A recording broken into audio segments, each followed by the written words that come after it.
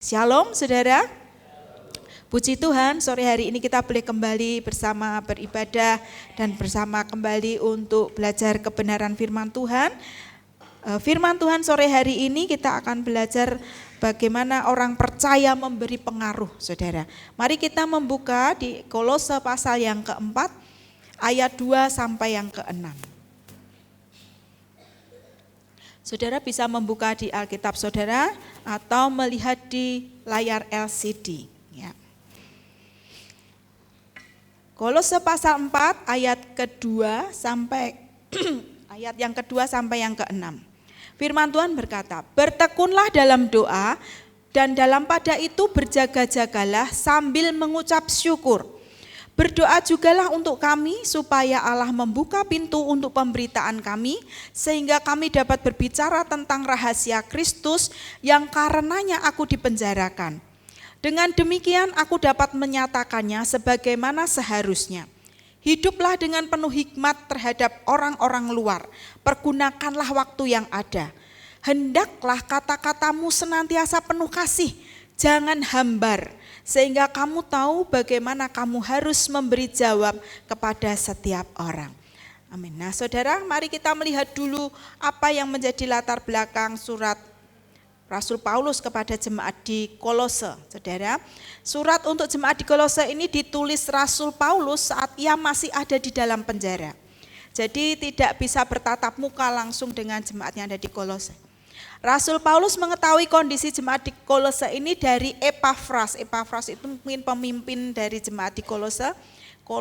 Nasihat yang dituliskan Rasul Paulus kepada jemaat di Kolose karena munculnya ajaran palsu yang mengancam masa depan rohani mereka. Jadi pada waktu itu jemaat Kolose mengalami hantaman, hajaran, masuknya pengajaran-pengajaran yang sesat, mulai menyesatkan. Nah, ajaran palsu apa bentuknya? Adalah yang hendak meruntuhkan atau menggantikan Yesus Kristus sebagai inti kepercayaan Kristen.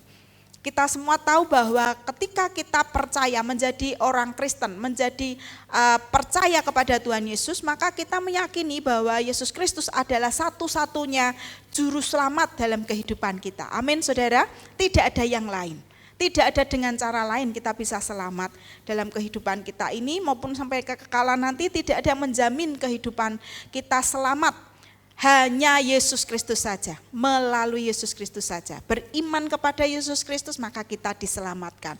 Nah pada waktu itu di Kolose itu ada banyak pengajaran yang mulai mencampur adukkan antara ajaran Kristen, pakai nyomot mungkin pakai perkataan-perkataan yang disampaikan oleh rasul-rasul, oleh nabi-nabi yang ada di yang disampaikan oleh rasul-rasul di dalam pengajarannya, tapi juga dicampur dengan tradisi-tradisi Yahudi yang tertentu dan di luar Alkitab, dicampur dengan filsafat-filsafat yang ada di dunia ini. Jadi campur aduk. Kita kemarin banyak sekali mendapati akhir-akhir ini hal-hal yang sama juga terjadi dalam diri kita, ya kita temui begitu. Banyak sekali pengajaran-pengajaran di luar Alkitab ini yang ada kita jumpai di media sosial, di dalam kita ketemu di dunia luar, di luar gereja itu banyak sekali ajaran-ajaran yang demikian. Yang terakhir kemarin yang cukup menggemparkan kan ada Lia Eden dan sebagainya ya saudara, yang mencampur adukkan segala sesuatu pengajaran yang ditambah-tambahkan. Nah oleh sebab itu Rasul Paulus mengingatkan kepada jemaat di Kolose, demikian juga mengingatkan kepada kita jemaat Tuhan di tempat ini. Jadi apa yang harus kita pelajari, apa yang harus kita kerjakan supaya kita bisa terus bertahan, bahkan kita bisa tidak hanya sekedar bertahan tapi juga memberi pengaruh. Sebab kita dipanggil untuk bisa memberikan pengaruh kepada orang-orang di sekitar kita, memberikan dampak yang bisa dinikmati, yang bisa dirasakan oleh orang-orang sekeliling kita. Hidup kekristenan kita tidak hanya untuk diri kita sendiri, tetapi juga untuk berdampak bagi orang-orang di sekeliling kita. Nah, apa yang bisa kita kerjakan? Bagaimana kita bisa memberi pengaruh? Dengan apa kita bisa memberi pengaruh? Yang pertama, saudara, di ayat yang kedua sampai yang keempat, kita bisa memberi pengaruh dengan berdoa. Di ayat yang kedua sampai keempat saya bacakan, bertekunlah dalam doa dan dalam pada itu berjaga-jagalah sambil mengucap syukur. Berdoa jugalah untuk kami supaya Allah membuka pintu untuk pemberitaan kami, sehingga kami dalam berbicara tentang rahasia Kristus yang karenanya aku dipenjarakan. Dengan demikian aku dapat menyatakannya sebagaimana seharusnya. Yang pertama saudara adalah berdoa. Orang percaya bisa memberikan pengaruh di dalam kehidupan kita sehari-hari kepada orang-orang di sekeliling kita, bahkan kepada dunia melalui apa? Berdoa. Dengan cara berdoa. Berdoa yang bagaimana saudara? Berdoa yang bertekun. Bertekun itu tidak diartikan dengan meneruskan dengan tabah. Selalu ada dalam persekutuan dengan Tuhan. Jadi bukan berdoa yang sekali-sekali, bukan. Bukan berdoa ketika kita butuh, bukan. Berdoa yang sekarang sergap besok tidak, bukan saudara. Tetapi bertekun di dalam doa. Meneruskan dengan tabah itu artinya meskipun kita belum melihat hasilnya, hasil dari doa kita, tetapi kita tidak berhenti. Kita tetap berdoa. Apapun yang terjadi, baik itu baik atau baik itu tidak seperti yang kita inginkan. Mungkin tidak seperti yang kita gambarkan, yang kita inginkan. Kita tetap berdoa, bertekun. Mengapa kita harus bertekun saudara? Sebab pada sejatinya ketika kita bertekun di dalam doa, kita sedang disiapkan. Disiapkan untuk apa? Disiapkan untuk menerima jawaban doa. Bisa jadi jawaban doa yang datang pada kita tidak seperti yang kita mau, tidak seperti yang kita harapkan. Tetapi ketika kita bertekun dalam doa, ketika waktu itu datang dengan jawaban doa apapun itu, kita siap menerimanya. Yang setuju katakan amin. Apapun itu, dan kita bertekun dalam doa, karena dengan bertekun dalam doa kita sedang disiapkan. Kita sedang dibangun dalam kehidupan rohani kita, dibangun dalam kasih karunia Tuhan. Sehingga ketika jawaban itu datang, apapun itu, kita siap menerimanya. Ketika kita tidak bertekun dan hanya sekali-kali saja, maka yang menjadi fokus dan keinginan kita adalah apa yang kita mau, bukan apa yang Tuhan ingin kita kerjakan. Ketika kita berdoa, sesungguhnya kita sedang mengizinkan Tuhan untuk mengerjakan apa yang terbaik di dalam hidup kita. Nah, yang kedua saudara, berdoa yang bagaimana yang diinginkan Tuhan supaya kita orang percaya memberi pengaruh. Berdoa yang bagaimana? Berdoa sambil berjaga-jaga. Mengapa berdoa harus perlu dengan berjaga-jaga saudara? Berjaga-jaga itu artinya waspada secara rohani, supaya menghasilkan kemenangan, supaya menyelesaikan tanggung jawab. Saudara, di dalam kitab Markus 14 ayat 38 firman Tuhan berkata, berjaga-jagalah dan berdoalah supaya kamu jangan jatuh ke dalam pencobaan. Roh memang penurut tetapi daging lemah. Mengapa kita harus berdoa? Supaya kita bisa berjaga-jaga, supaya kita tidak jatuh di dalam pencobaan. Kita perlu berdoa sambil berjaga-jaga. Sebab dengan berjaga-jaga kita menjagai kehidupan rohani kita, menjagai hidup kita supaya tidak jatuh dalam pencobaan. Di dalam Markus 13 ayat 33 firman Tuhan berkata, hati-hatilah dan berjaga-jagalah sebab kamu tidak tahu bila manakah waktunya tiba. Mengapa kita perlu berdoa sambil berjaga-jaga saudara? Sebab kita tidak tahu kapan waktunya tiba. Kapan Tuhan datang menjemput kita. Ada yang tahu, oh kira-kira saya berapa hari lagi, begitu saudara? Tidak ada. Tidak ada yang tahu, bahkan esok pagi apa yang akan terjadi kita tidak tahu. Oleh sebab itu firman Tuhan berkata, mari berdoa dan berjaga-jaga. Berdoa dan berjaga-jaga waspada, supaya kita tidak jatuh, tidak kalah oleh serangan musuh. Saudara masih ingat Nehemia ketika dia datang kembali untuk membangun tembok Yerusalem. Dia mengerjakan itu dan dia harus berhadapan dengan musuh-musuhnya. Baik itu Sanballat dan Tobia yang menghina dan mengintimidasi, bahkan mengancam, menggagalkan proyeknya itu. Menggagalkan dia membangun tembok Yerusalem. Apa yang dikerjakan Nehemia dan orang-orangnya? Mereka dengan tangan satunya membangun tembok, tapi tangan satunya memegang senjata. Mengapa demikian? Sebab dia harus berjaga-jaga. Sewaktu-waktu musuh bisa datang untuk menyerang dan menggagalkan. Demikian juga kita. Mari kita berdoa sambil berjaga-jaga. Musuh ada di mana-mana. Siap menyerang dan menggagalkan segala rencana Tuhan dalam hidup kita. Menggagalkan kita untuk mengalami kemenangan. Maka wajib bagi kita untuk berdoa sambil berjaga-jaga. Supaya kita tidak jatuh dalam pencobaan. Yang berikutnya saudara, dengan apa kita memberi pengaruh? Dengan berdoa yang bagaimana? Berdoa dengan bersyukur.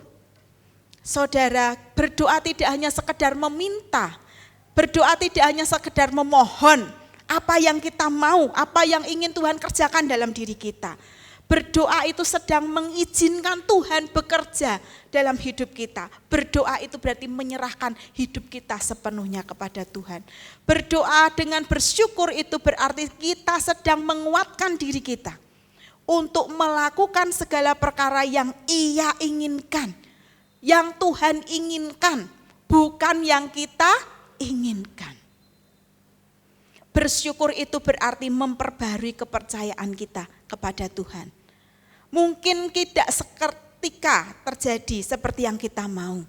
Ketika kita berdoa mengharapkan sesuatu terjadi dalam hidup kita, mungkin tidak segera Tuhan kerjakan.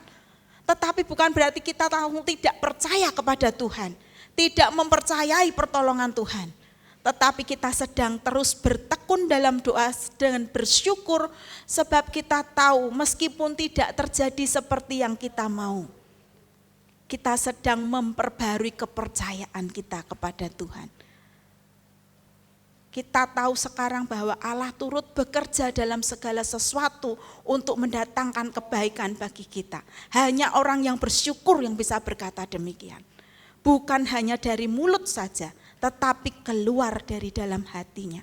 Menyadari dengan benar bahwa hanya Tuhan sajalah yang sanggup mengerjakan yang terbaik dalam diri kita. Rancangan kita boleh baik, rancangan kita yang besar boleh baik, tetapi rancangan terbaik terbesar kita masih tetap lebih baik rancangan Tuhan yang tersederhana sekalipun dalam hidup kita. Nah saudara, membuat kita tetap semangat menjalani hari kita, tidak melokro.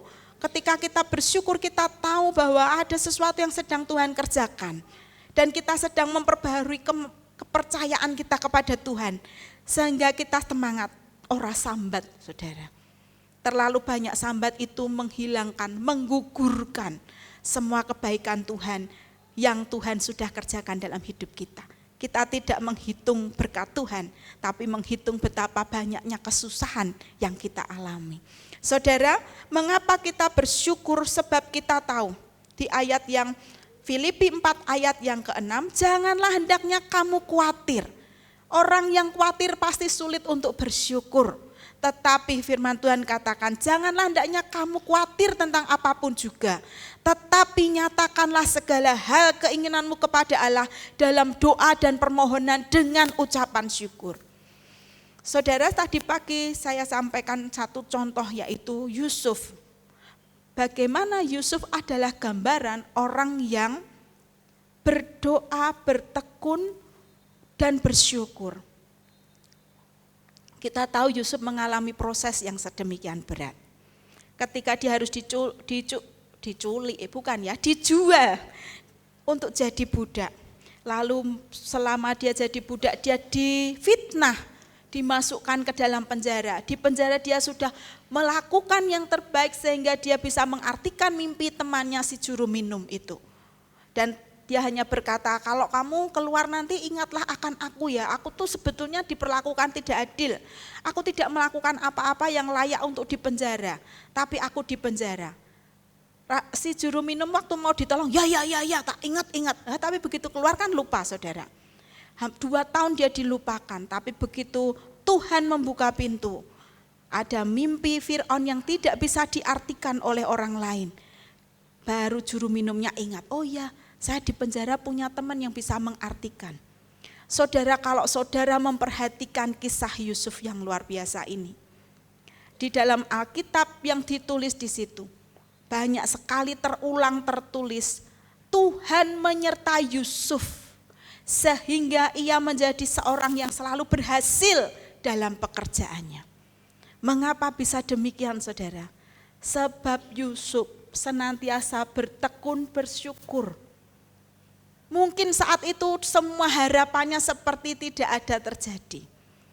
Tidak seperti yang dia inginkan. Dia menyadari dia disia-siakan, mendapatkan perlakuan yang tidak adil. Tetapi dengan berjalannya waktu dia menyadari mengerjakan apa yang bisa dia kerjakan dengan sungguh-sungguh, dengan takut akan Tuhan. Maka Tuhan menyertai dia, apa yang dikerjakannya berhasil. Sampai di akhir cerita ketika dia harus berjumpa dengan saudara-saudaranya yang dulu pernah menyakiti dia, saudara. Apa yang dia ucapkan? Dia menjadi Perdana Menteri yang punya kuasa untuk menghukum saudara-saudaranya. Dia tidak mengatakan kini saatnya balas dendam, tidak, saudara. Tetapi Yusuf berkata, jangan takut, jangan menangis. Bukan kamu yang mengirim aku ke Mesir, tetapi Tuhanlah yang mengutus aku lebih dulu, supaya aku bisa memelihara kamu. Hanya orang yang bersyukur yang bisa berkata demikian. Kalau orang yang tidak pernah bersyukur, saudara, akan kembali mengungkit-ungkit semua yang pernah dia alami. Bahkan mungkin melakukan hal-hal yang mungkin akan membalas mereka perbuatan yang tidak baik. Mari kita berdoa sambil bersyukur. Kita tahu Tuhan tidak pernah meninggalkan kita. Amin, saudara. Tuhan menyertai kita. Nah, yang terakhir yang bab 1 ya, saudara. Nanti tiba-tiba kukut Alkitab ditutup, saudara, bukan ya. Berdoa dengan bersyukur, yang terakhir berdoa untuk membuka pintu. Di ayat yang ke-3 dan ke-4, Rasul Paulus mengatakan berdoalah supaya Tuhan membuka pintu. Supaya aku bisa menyampaikan apa yang seharusnya aku sampaikan. Kebenaran itu yang membuat aku dipenjarakan. Apa maksudnya, saudara? Membuka pintu itu artinya kita berdoa supaya Tuhan campur tangan dalam kehidupan dan kesaksian kita sebagai orang percaya. Kita mungkin punya banyak pengetahuan untuk bisa menjangkau jiwa, untuk bisa memenangkan jiwa. Bagi kita, menurut kita cukup bekal untuk itu. Rasul Paulus itu kan orang pinter, saudara ya. Dan dia banyak pengetahuan dan dia sampaikan kebenaran firman Tuhan dengan luar biasa. Tetapi dia tetap berkata, berdoalah supaya Tuhan membuka pintu. Sebab keahlian kita, kepandaian kita tidak cukup bisa untuk bisa mengubahkan seseorang, untuk bisa memberikan sesuatu yang membuat apa yang kita kerjakan itu betul-betul berdampak, menghasilkan sesuatu seperti yang Tuhan mau. Saudara, ketika Musa harus menghadapi Fir'aun, Tuhan berkata, aku akan mengeraskan hatinya. Siapa yang sanggup mengeraskan dan melembutkan hati orang, saudara? Bukan kita, hanya kuasa Tuhan yang bekerja di dalamnya. Mungkin bagi kita itu sudah kita kerjakan dengan cara terbaik, tetapi ketika Tuhan menutup pintu itu, tak ada yang dapat membukanya, saudara. Bila kau membuka pintu, tak ada satupun yang dapat, yaitu daripada saya menyanyi, saudara ya. Kalau Tuhan menutup, tidak ada yang membuka. Kalau Tuhan membuka, enggak ada yang bisa menutup. Oleh sebab itu, apapun keahlian kita, sehebat apapun kita, sekudus dan sesuci apapun kita menurut kita, tidak ada yang bisa melakukan hal-hal yang Tuhan kerjakan. Tuhan itu kuasanya tidak terbatas. Kita terbatas adanya. Maka kita butuh campur tangan Tuhan. Bagaimana Tuhan mau campur tangan di dalam setiap kehidupan kita, dalam setiap pelayanan kita, sehingga hidup kita dan pelayanan kita betul-betul efektif, tepat guna, saudara. Apa yang kita kerjakan bukan kerja yang sia-sia, tapi betul-betul menghasilkan sesuatu yang baik, tidak hanya bagi diri kita, namun juga bagi orang-orang yang di sekitar kita. Amin, saudara. Nah, yang kedua, saudara, bagaimana kita bisa memberi pengaruh? Memberi pengaruh dengan hidup yang bijaksana. Tadi kita hidup berdoa. Yang kedua, bagaimana kita bisa memberi pengaruh ketika kita memiliki hidup dengan bijaksana. Ayat yang kelima, saudara. Hiduplah dengan penuh hikmat terhadap orang-orang luar. Pergunakanlah waktu yang ada. Hiduplah dengan penuh hikmat. Hidup bijaksana apa maksudnya, saudara? Hidup bijaksana itu berarti memperhatikan perilaku sehari-hari kita. Berhati-hati dalam setiap perilaku kita. Apa yang kita kerjakan, apa yang kita lakukan, marilah berdasarkan kebenaran dan kemurnian hati. Orang bisa baik, orang bisa sepertinya seolah-olah benar. Seolah-olah itu berarti tidak selalu benar, saudara. Orang bisa berakting baik, orang bisa pura-pura benar. Orang bisa pura-pura baik, orang bisa pura-pura benar.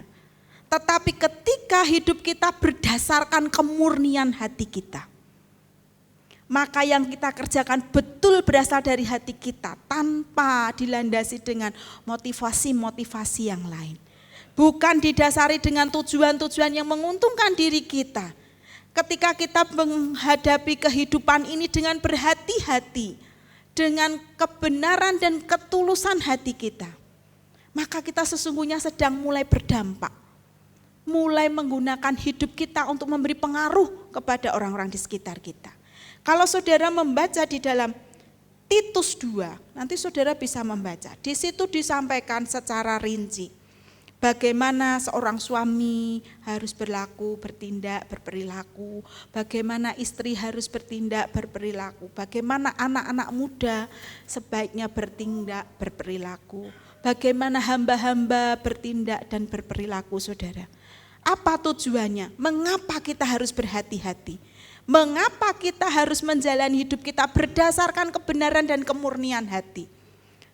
Titus 2 mengatakan agar firman Tuhan jangan dihujat oleh orang-orang luar, itu berarti orang-orang yang belum mengenal Tuhan. Bisa jadi juga oleh orang-orang di sekeliling kita, supaya firman Tuhan jangan dihujat. Yang kedua, mengapa kita harus berhati-hati? Supaya tidak ada hal buruk yang disebarkan. Tidak ada hal-hal buruk dalam diri kita yang disebarkan orang, menjadi bahan cerita. Ada lagu sekarang itu anak-anak kemarin apa? Teman makan teman. Rahasiaku kau jadikan berita. Saudara, itu lagu tren sekarang untuk anak-anak PAUD. Anak-anak PAUD hafal lagu itu. Coba tanya anak-anak ya yang PAUD, tahu lagu teman nyanyi dia. Saudara, teman makan teman itu rahasiaku kau jadikan berita. Di depan manis, di belakang sadis. Katanya teman, pacarku, katanya sobat, pacarku kok embat, saudara. Anak-anak sekarang itu lagunya saya tahu dari anak kecil, penyanyi apa? Saya mau tugas firman dinyanyikan begini-begini. Di belakang, di depan kamu manis, di belakang kamu sadis, begitu saudara. Jangan ikut ya.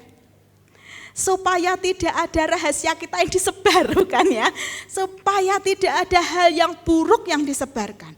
Nama buruk disebarkan, hal-hal buruk dari kita disebarkan. Dan supaya apa, saudara? Supaya kita bisa memuliakan ajaran Tuhan Yesus. Amin, saudara. Apa yang kita terima tidak akan menjadi sia-sia, bahkan menjadi gunjingan orang itu kan memalukan. Kita tidak memberi dampak yang baik, tetapi memberi pengaruh yang buruk. Mari kita belajar supaya perilaku kita berhati-hati dalam setiap kita berperilaku berdasarkan kebenaran. Yang mengerti itu diri kita sendiri dan Tuhan. Kalau sampai bahan gunjingan berarti orang-orang sudah mulai tahu, saudara. Yang berikutnya, hidup bijaksana itu yang bagaimana? Hidup yang bijaksana itu adalah bertanggung jawab dalam menyelesaikan pekerjaan. bertanggung jawab dalam menyelesaikan pekerjaan, bertanggung jawab dalam menyelesaikan tagihan, bertanggung jawab dalam menepati janji. Kalau sudah janji harus ditepati. Saudara, mengapa kita harus bertanggung jawab untuk menyelesaikan pekerjaan, tagihan, dan janji kita? Supaya menghasilkan nama baik. Menghasilkan nama baik, saudara. Di dalam 1 Timotius 3 ayat 7, agar jangan ia digugat orang dan jatuh dalam jerat iblis. Supaya kita tidak digugat orang dan jatuh dalam jerat iblis, mudah terperangkap. Maka kita perlu bertanggung jawab dalam setiap pekerjaan kita, pelayanan kita, apa yang menjadi tanggung jawab kita, mari selesaikan dengan baik. Supaya menghasilkan nama baik. Karena ketika nama kita baik, bukan nama kita yang ditinggikan, bukan kita yang dipuji-puji pasti iya, tetapi di belakangnya pasti, oh dia orang Kristen, oh baik. Orang Kristen tuh mesti baik lah, itu loh. Pengaruhnya itu kan sedikit demi sedikit akan berpengaruh kepada orang-orang di sekeliling kita. Yang berikutnya, hidup bijaksana itu bagaimana, saudara? Hidup bijaksana adalah moral yang dibangun. Moral yang dibangun. Moral yang dibangun itu untuk apa? Supaya apa, saudara? Di dalam 1 Tesalonika 4 ayat 12 firman Tuhan berkata, kamu hidup sebagai orang-orang yang sopan di mata orang luar dan tidak bergantung pada mereka. Maksudnya apa, saudara? Tidak harus bersikap sopan dan tidak bergantung pada mereka. Kita ini hidup di dalam dunia yang jahat. Kita orang percaya harus berhadapan dengan semua siasat-siasat licik yang ada di sekeliling kita untuk menjatuhkan kita. Pengajaran-pengajaran yang tidak benar yang membuat kita bisa terjerat, jatuh, dan tidak menyelesaikan tugas tanggung jawab kita. Tidak menghasilkan kemenangan dalam hidup kita. Maka yang kita perlu perhatikan adalah ketika hidup kita bijaksana, mari kita membangun moral kita yang baik. Moral yang baik itu membuat kita tidak akan bergantung kepada orang lain. Moral yang baik itu membuat kita menjadi orang yang bebas tanpa tanggungan intimidasi apapun, saudara. Mari kita ingat peristiwanya Daniel. Daniel, Sadrah, Mesah, dan Abednego tinggal di negeri yang asing. Bukan orang-orang yang bukan bangsa yang mengenal Tuhan. Tetapi mereka di dalam Alkitab tercatat mereka tetap hidup benar di hadapan Tuhan. Mereka menjaga hidup mereka dengan bijaksana. Bahkan ketika mereka datang, mereka tidak mau makan persembahan hasil yang sisa dari apa yang dipersembahkan kepada dewa. Mereka minta saya makan sayur dan air putih saja. Tetapi Tuhan membela mereka 10 kali lipat lebih cerdas dibandingkan orang-orang yang lain. Bahkan ketika Daniel harus berhadapan dengan orang-orang yang berusaha menjatuhkan Daniel. Di dalam firman Tuhan Alkitab kita baca, mereka tidak menemukan satupun kesalahan. Coba kita melanggar saja, Daniel melanggar saja, tidak membangun moralnya, hidupnya tidak berhati-hati. Akan mudah bagi orang lain mencari-cari kesalahannya. Tetapi firman Tuhan katakan tidak ditemukan satupun kesalahannya. Maka mereka menggunakan akal licik mereka, sehingga mereka menggunakan peraturan yang mereka buat sendiri, sehingga dengan kehidupan yang kudus itu hanya karena dia beribadah kepada Tuhannya itu dipakai oleh mereka. Menjatuhkan Daniel, menghasilkan hukuman yang mengerikan, harus masuk ke dalam gua singa. Tetapi kita lihat hasilnya, saudara. Bahkan ketika Daniel harus masuk ke gua singa, Tuhan menyatakan kuasanya. Tuhan membela luar biasa. Ketika Raja Darius menengok, Daniel, apakah Tuhan yang engkau sembah itu menyelamatkan engkau? Daniel berkata, aku selamat, aku hidup. Tuhanku berkuasa menyelamatkan hidupku. Saudara, Raja Darius mengakui kehebatan Tuhan Daniel. Bahkan Raja Darius menyatakan bahwa apa yang disembah oleh Daniel adalah Tuhan yang luar biasa, mengatasi Tuhan-Tuhan yang lain, mengatasi dewa-dewa yang lain, saudara. Jangan pernah takut untuk hidup benar, amin saudara.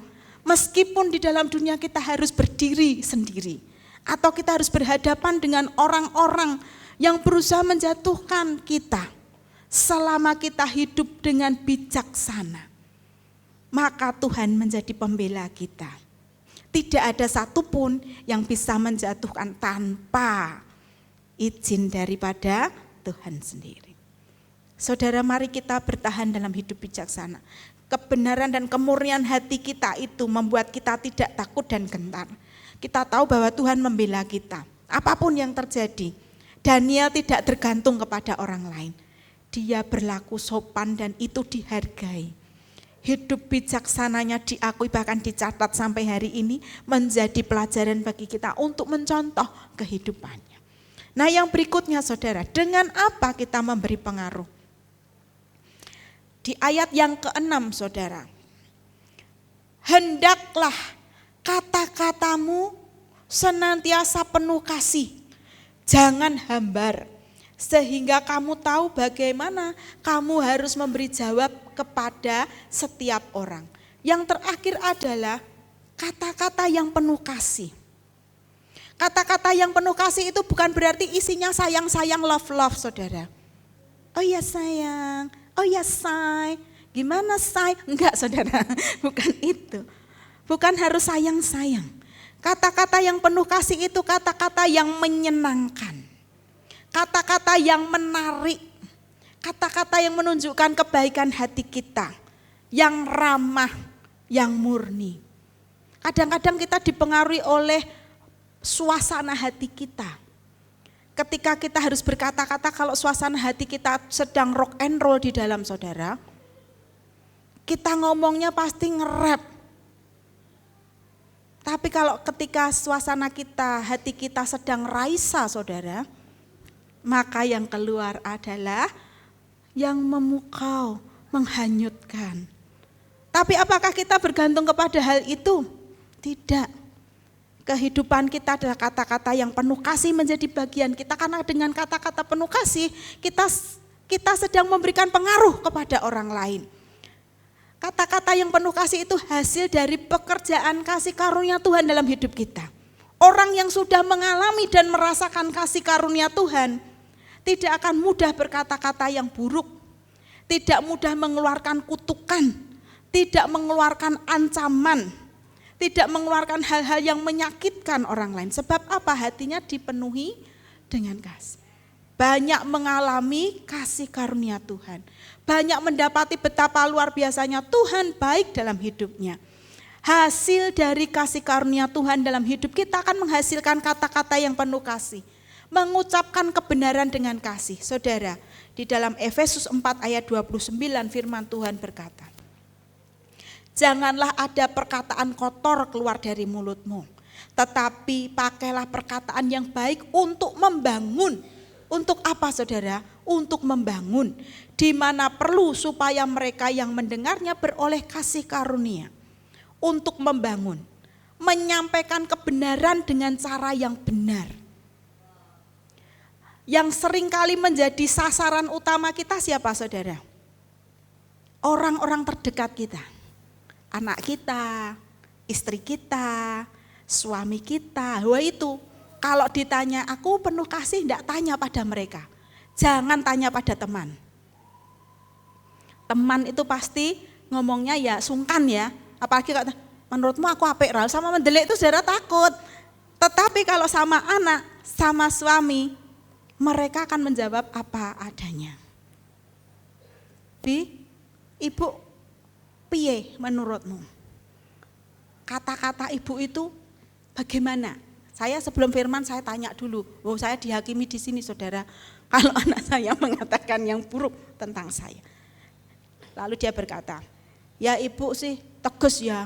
Tapi aku tahu yang disampaikan itu baik buat saya. Oh ya puji Tuhan. Ora salah ya saudara. Nah, kadang-kadang kata-kata yang benar harus diucapkan dengan cara yang benar.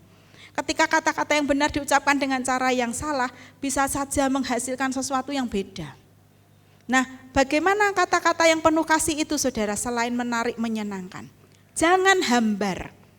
Jangan hambar itu diartikan dengan menggarami dengan kebijaksanaan, digarami dengan kebijaksanaan.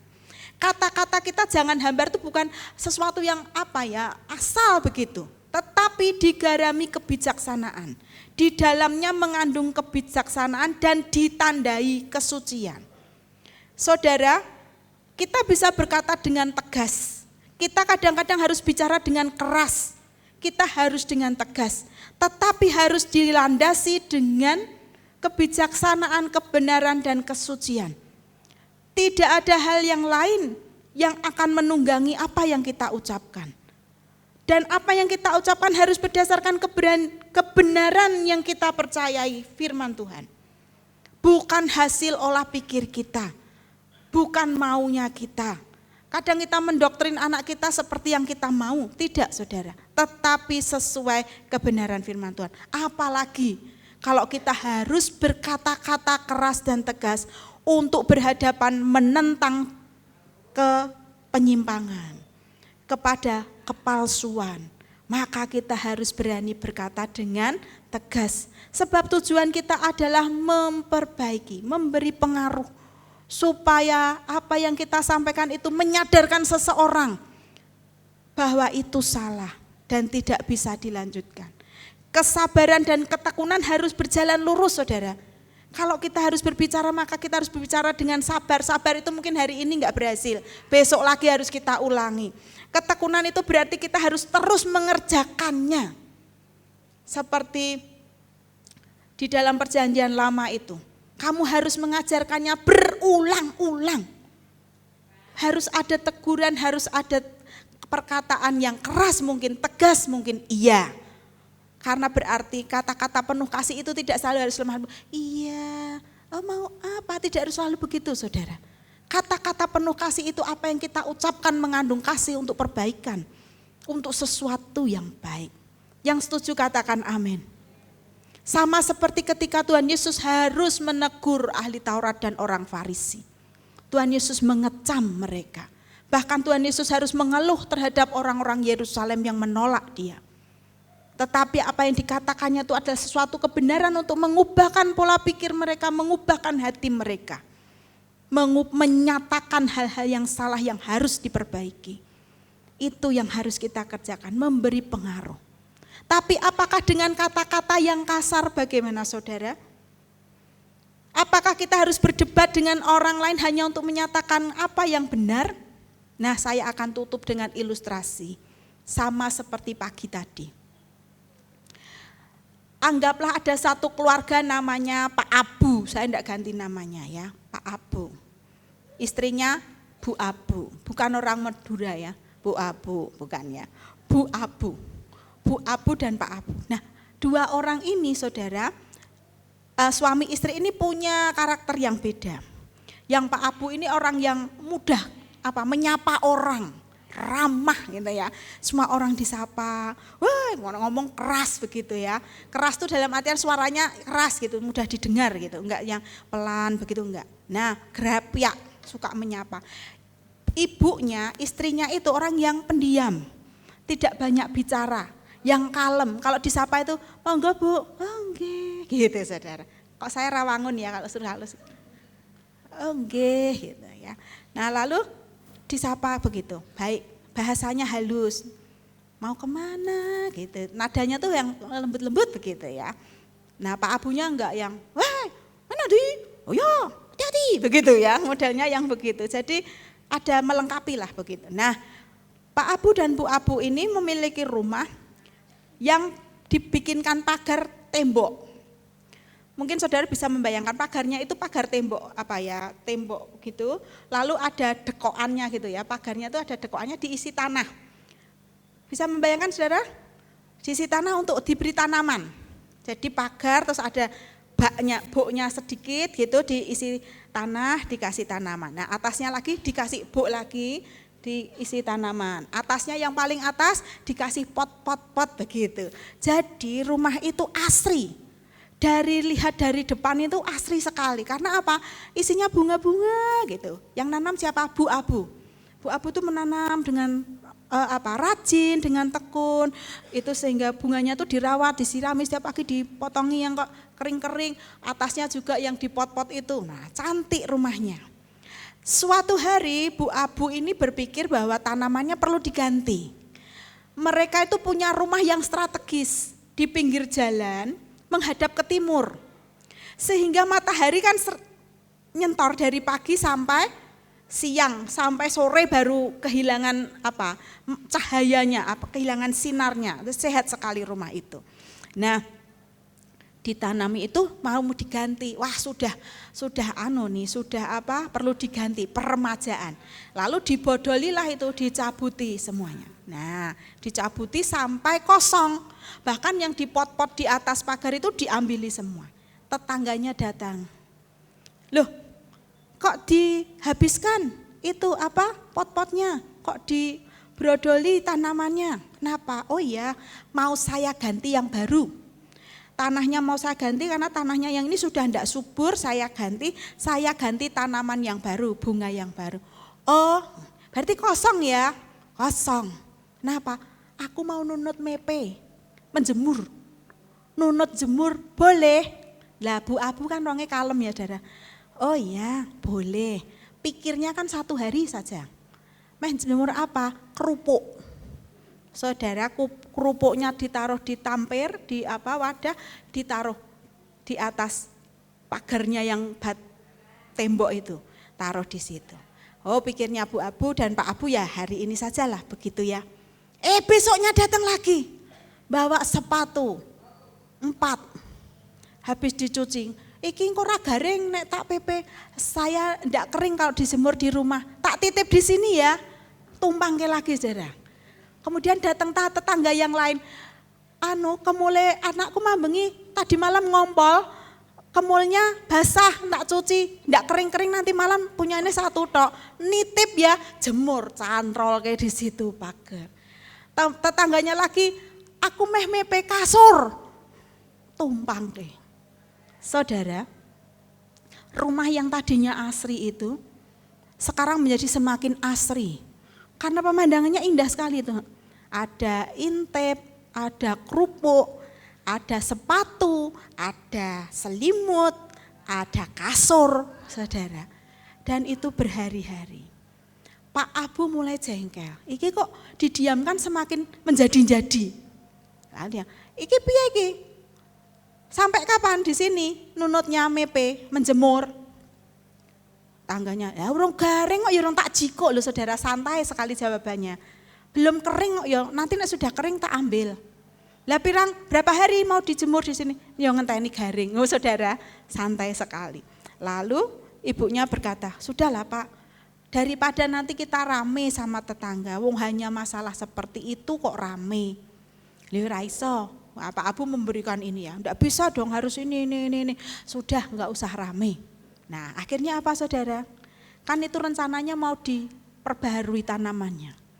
Akhirnya untuk mencegah supaya tidak gegeran, untuk mengeluarkan kata-katanya tetap penuh kasih dalam kebenaran, gitu ya, Saudara.